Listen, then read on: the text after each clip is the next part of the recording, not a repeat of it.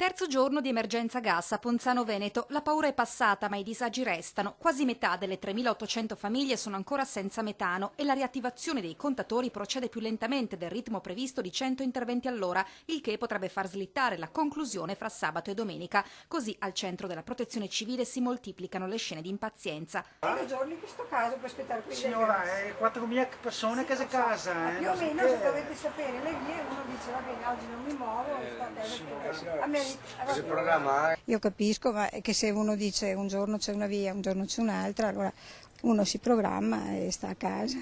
Bisogna avere pazienza, stiamo riscontrando tanti impianti che non possono funzionare, per cui si tratta dell'incolumità e quindi incolumità di chi oggi magari può essere più o meno insofferente. Ben 1.600 le telefonate in un solo giorno. Lei ha il gas attivato?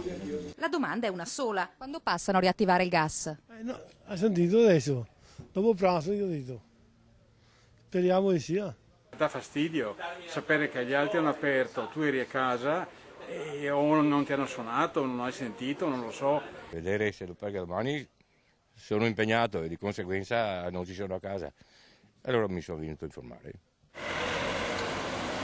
Si cerca un po' di aiutarsi l'un con l'altro e comprendere la situazione giustamente critica per tutti e venire incontro senza fare tanti allarmismi inutili. Che se putai, siamo 19 appartamenti, tutti senza gas. Oggi è terzo giorno che non abbiamo gas, allora sono venuto a chiedere se mi possono aprire perché dobbiamo fare da mangiare per i bambini.